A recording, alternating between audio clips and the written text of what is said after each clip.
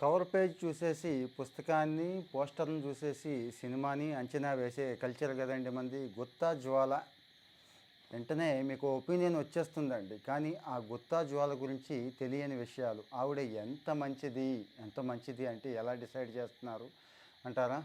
ఇప్పటికి గత 4 నెలల్లో ఇప్పటికి 30 లీటర్ల మిల్క్ డొనేట్ చేసిందండి. అర్థం కాలేదు కదా! తల్లిపాలు, చనుబాలు ఇక్కడ కూడా తేడాగా ఆలోచించే సంస్కారం కొంతమందికుంది. వాళ్ళని పక్కన పెట్టేద్దాం. కానీ సంస్కారం ఉన్నవాళ్ళు చాలామంది ఉన్నారండి. మన భారతదేశంలో తల్లిపాలు సరిగ్గా అందక అంటే చాలా చాలా చాలా కారణాల వల్ల తల్లులకి కొంతమందికి పాలు రావండి పాపం. చాలా కారణాలుంటాయి.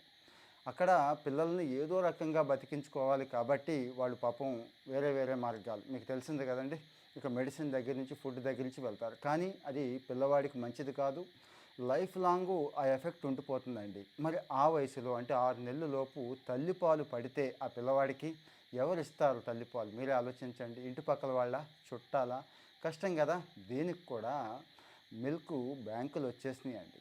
చక్కగా వాళ్ళు మిల్క్ కలెక్ట్ చేస్తున్నారు. ఎక్కడ? మనం ఒకసారి రిజిస్టర్ చేసుకొని టెస్ట్‌లవి పూర్తి చేసేసుకుంటే, మన ఇంటి దగ్గరికే వచ్చి పికప్ చేసుకుంటారు. మనకో కార్డ్ ఇస్తారు. చక్కగా రిజిస్టర్‌లోను, ఆ పోర్టల్‌లోను మనల్ని నమోదు చేస్తారు.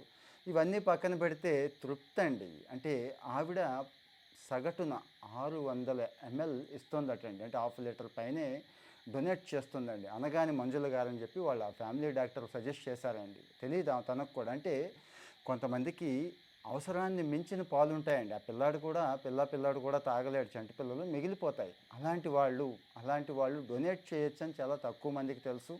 ఎలా డొనేట్ చేయాలి? ఎవరిని కాంటాక్ట్ చేయాలంటారు కదా! గూగుల్‌లోకి వెళ్ళి జస్ట్ కొట్టండి. నియర్ మీ అని కొట్టండి. మదర్స్ మిల్క్ బ్యాంక్స్ నియర్ మీ అని కొట్టండి. చాలా చాలా ఉన్నాయండి.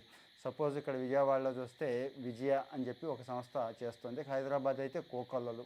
అన్ని చోట్ల ఒక మాదిరి టౌన్‌లో కూడా ఉన్నాయి. ఒక పల్లెటూళ్ళలో అంటే లేదు గానీ ఒక మాదిరి చోట్ల ఉన్నాయి. సో మరి ఎంతోమంది పసిపిల్లల్ని కాపాడుకోవడం, దానికి తోడుగా వాళ్ళు రేపటి రోజు మంచిగా అంటే మానసికంగా, శారీరకంగా మంచిగా పైకి రావటానికి ఉపయోగపడుతుంది. రెండోది ఇదేమీ త్యాగం కాదండి. తల్లి ఎలాగూ మంచి పౌష్టికాహారం తీసుకుంటుంది. అవసరానికి మించిన పాలు కదా ఉండేవి. ఇవి డొనేట్ చేస్తే అంటే మిగిలిన వాడు పాపం వాళ్ళు ఆ సంస్థల వాళ్ళు స్వచ్ఛంద సంస్థల వాళ్ళే బాధపడి ట్రాన్స్‌పోర్టేషను, స్టోరేజ్ అన్నీ పెట్టుకోవడం, తర్వాత వాళ్ళకి అందించడం అన్నీ చేస్తున్నారండి. కానీ ఈ సమాచారం చాలా కొద్ది మందికే తెలుసు.